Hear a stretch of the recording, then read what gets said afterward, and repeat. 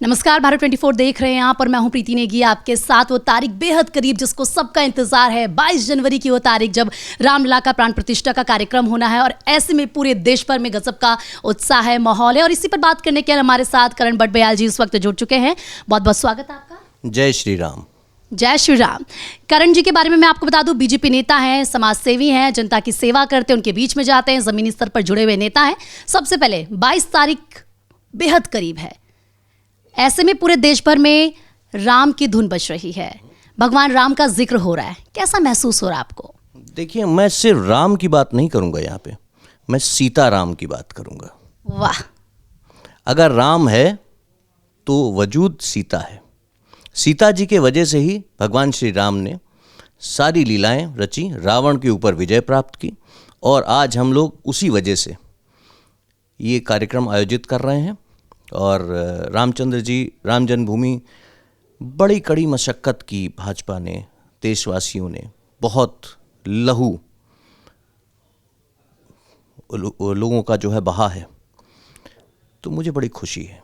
वो जो संघर्ष रहा है साधु संतों का, लोगों का, बीजेपी नेताओं का, आप खुद बीजेपी नेता हैं, क्या लगता है कि बिल्कुल अयोध्या वैसी होने जा रही जैसे त्रेता युग में थी होगी भगवान राम के उस दौर में?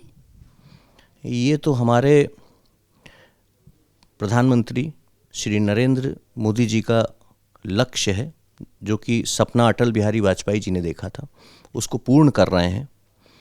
सीएम हमारे योगी जी की बहुत बड़ी कुशलता है कि वही चीज़ें सामने वो प्रतीत करवाना चाह रहे हैं जैसे त्रेता युग में था।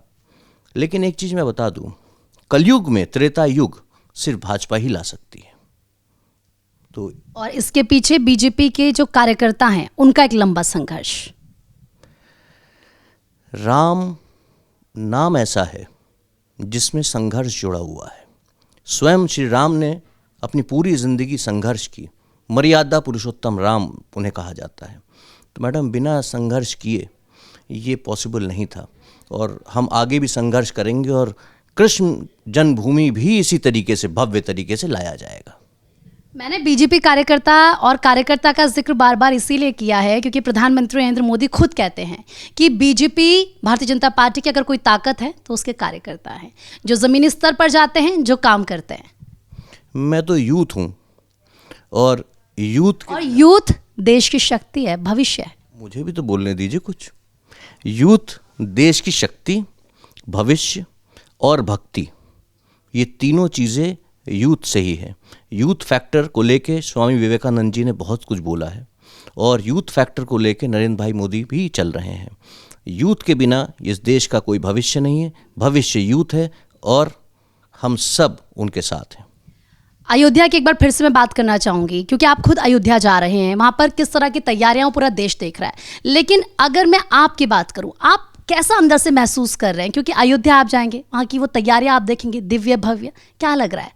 एक सपना सा लग रहा है, जो शायद एक कहानी मेरी दादी मुझे सुनाया करती थी कि त्रेता युग में इस तरीके से रामचंद्र जी थे, उनका जो है ऐसा महल था, ऐसा सरयू नदी, बहती हुई नदी के किनारे सब चीज़ें थीं। मैं बोल रहा हूँ और मुझे जो है रोंगटे खड़े हो रहे हैं, और मैं यही कामना कर रहा हूँ कि ज़्यादा से ज़्यादा लोग वहाँ पे, अधिक से अधिक संख्या में लोग आएँ और इस प्रोग्राम को सफल बनाएं। तो देखिए, आपने करण जी को सुना, ज़्यादा से ज़्यादा लोग वहाँ पर आएँ, लेकिन 22 तारीख के बाद, जैसे कि प्रधानमंत्री नरेंद्र मोदी ने खुद लोगों से अपील की है, और ये वो अनुभव है, ये वो खुद महसूस कर रहे हैं जो इस वक्त पूरा देश, जो पूरी देश की जनता इस वक्त महसूस कर रही है। करण जी को आपने सुना, और यही माहौल इस वक्त पूरे देश में बना हुआ है। बहुत बहुत शुक्रिया आपका भारत 24 पर आने। Thank you so much madam.